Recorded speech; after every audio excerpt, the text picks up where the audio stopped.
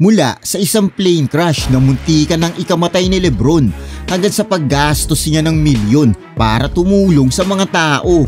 Ito ang 13 bagay na maaaring hindi mo pa alam tungkol kay Lebron James.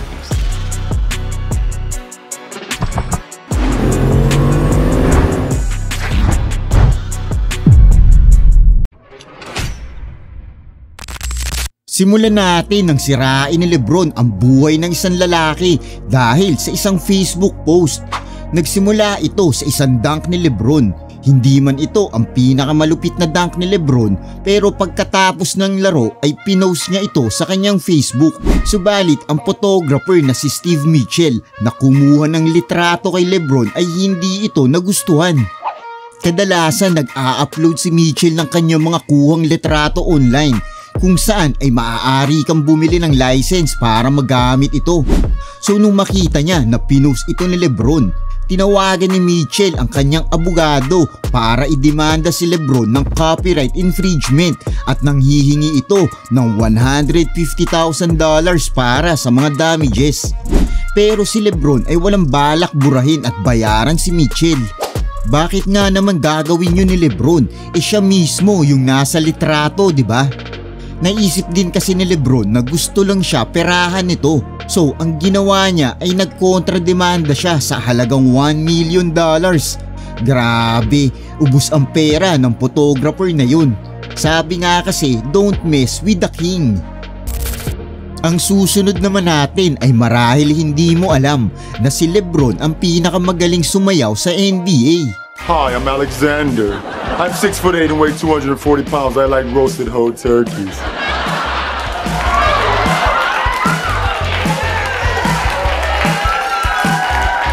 Ang lupit ng moves niya, no? Usapang moves na lang din, isunod na natin ang moves niya sa basketball. Si Lebron kasi ay naglalaro na ng basketball simula nung siya ay 9 years old. Pero nung una siyang natuto maglaro ng basketball ay kanang kamay ang kanyang ginagamit. Mukhang normal lang naman, no? Subalit si Lebron ay isa palang kaliwete. Kaliwa ang gamit niya sa lahat, kahit na sa pagsusulat at pagkain. Nung tanungin siya kung bakit kanan ang gamit niya sa basketball, ito ang naging sagot ni Lebron. I have no idea how I became a right-hand basketball player. I think it was probably Michael Jordan, Penny Hardaway, guys that I looked up to growing up. I was like, I guess I'll shoot righty, but yeah, I'm pretty much a left-hand guy. I don't take many of those shots. I don't know, I work on my craft, I work on both hands. Ganon, ibig sabihin si Lebron ang greatest player ever na maling kamay ang ginagamit. Ang lupit. Pero mas malupit ang ating susunod dahil si Lebron James ay muntik nang maglaro sa NFL. Kahit na si Lebron ang isa sa pinakamagaling na basketball player, nagdumi na rin siya sa football nung siya ay high school. Sa loob lang ng 2 seasons, meron siyang 103 catches for 2,065 yards at 23 touchdown. Tapos naging number 1 football prospect siya sa US. Pwede sana siya maging pro sa football, kundi lang dahil sa nakuha niyang injury sa kamay nung siya ay nasa basketball camp. 2 months kasi bago gumaling yung broken wrist niya, kaya hindi na siya pwede makapaglaro ng football ng season na yun. Tapos naisip niya na rin na ipagpatuloy niya na lang ang basketball at tapusin na ang football career niya. Pero noong 2011 NBA lockout, dahil 66 games lang ang season ng NBA, ang NFL teams ay sinubukang i-recruit si Lebron. Tapos sinabi rin ni Lebron na nag-offer sa kanya ang Dallas Cowboys at Seattle Seahawks. Nai-imagine mo ba ang isang 6'8", 240 pounds na si Lebron ay naglalaro ng football sa NFL? Tapos, alam mo rin ba na si Lebron James ang kauna-unahang active NBA player na naging bilyonaryo? Sabi din ng Forbes na si Lebron ay kumita ng $365 million sa paglalaro ng basketball at $900 million naman sa kanyang mga endorsement. Meaning mas marami siyang pera kumpara sa pinagsama-samang income nila Steph, KD at Giannis. Pero hindi na nakakapagtaka yan. Siya ba naman ang maging mukha ng liga ng ilang taon? Pero sana all. Sana all. Mapunta naman tayo noong panahong muntik nang mamatay si Lebron dahil sa isang plane crash. Noong February 17, 2006, si Lebron ay nasa isang flight na papunta sa Houston para sa isang All-Star game. Tapos ang buong eroplano ay nagsimula umalog na nagdulot ng takot sa mga pasahero nito. I had always complained about our team playing. It was old. It was run down, but I always felt like something could actually happen to this plane. When I tell you, every single body on the plane from Detroit to Houston thought they were going to die. I mean, literally. Our owner's wife was pregnant at the time. Oh, no. She threw up multiple times. Our stewardess broke her ankle. We looked into the kitchen at one point in the flight, and there was smoke coming out of the kitchen. The lights were flickering on and off. I said to myself, this is it. Sa kabutihang palad, ligtas naman silang nakapag-landing makalipas ang 1 oras. Ang insidenteng iyon ay napakadelikado, kaya naman agad bumili ang Cleveland ng bagong eroplano para sa kanilang team. Grabe, di ako makapaniwala na muntikan na pala mamatay si Lebron. Pero mas hindi ako makapaniwala na si Lebron ay kasama sa isang weird na commercial ng sapatos. Baby, you look good. Thanks, babe. Feel good? Mm-hmm. Got something for you. Show my appreciation and my love to you. Oh my God, babe. You can have that foot. So sexy. It's time for these to go home. I'm gonna slide you. Oh, yeah. Make you look so good. Yun no, yan si Lebron.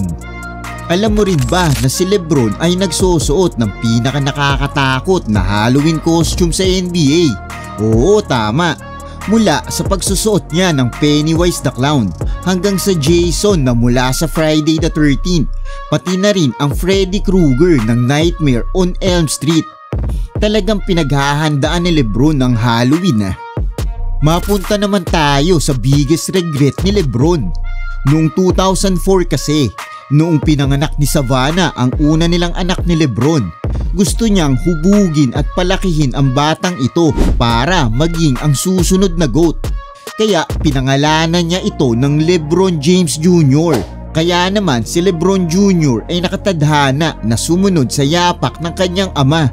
Pero nang magsimula ang pag-ikot ng hype sa kanyang anak, na-realize ni Lebron na as a parent ay mali ang kanyang ginawa. What do you say to your kid though, like living up to you being their dad, and they're playing the same sport that you played better than anyone else in the world has ever played it? How do you give them a peace of mind that they don't have to be you? I still regret giving my 14-year-old my name because of that. Right. Like when I was younger, obviously didn't have a dad. So my whole thing was like, whenever I have a kid, not only is he gonna be a junior, I'm gonna do everything that this man didn't do. Right. Mm-hmm. They're gonna experience things that I didn't experience. The only thing I can do is give them the blueprint, and it's up to them to take their own course whenever that time happens. Huwag mo isipin yun, Bron. Mabuti ka namang tatay. Lalo na pag nalaman nyo ang susunod natin. Dahil alam nyo ba na nag-hire si Lebron ng 7 bodyguards para protektahan si Bronny? Dahil kahit nasa high school pa lang si Bronny, libo-libong mga fans ang naglalakbay mula sa ibang panig ng mundo para lang panoorin siya maglaro. At sa lahat ng atensyon na iyon, ang mga bagay ay maaaring hindi maging maganda. Ang ibig kong sabihin ay may mga tao kasi na nambabato kay Bronny. Tapos pinagsasalitaan pa siya ng hindi maganda. Kaya noong 2022, ito ang nangyari.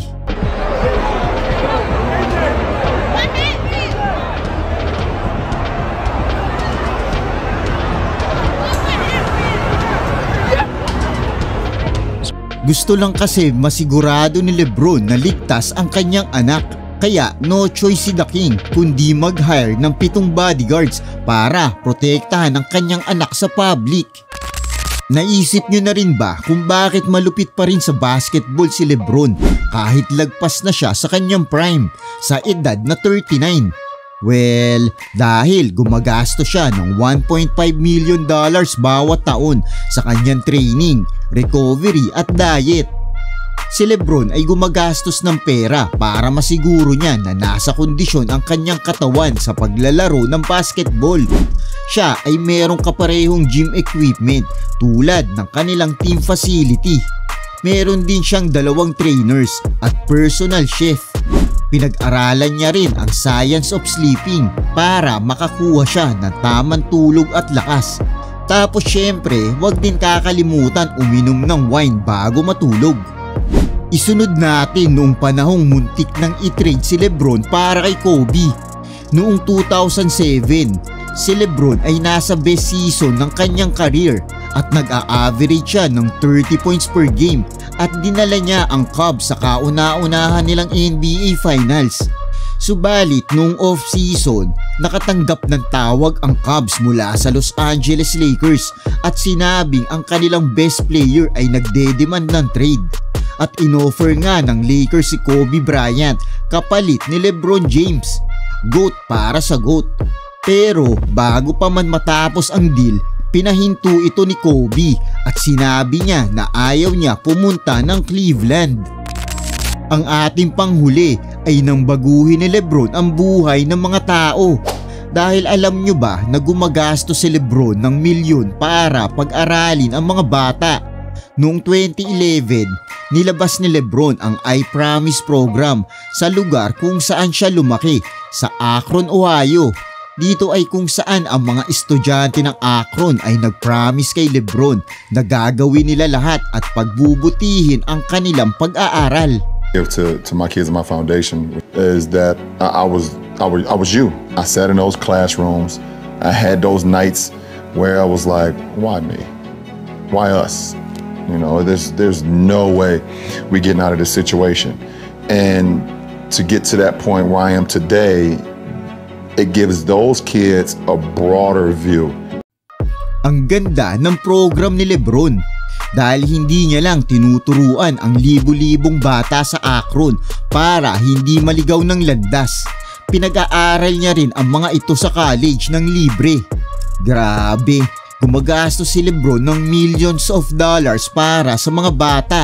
Ibang klase rin talaga ang isang LeBron James. Kaibigan, iyan ang mga bagay na maaaring hindi mo pa alam tungkol kay LeBron James. Ano ang masasabi nyo rito? Kung nagustuhan mo ang ating video, baka sakali magustuhan mo rin ang mga ito. Salamat!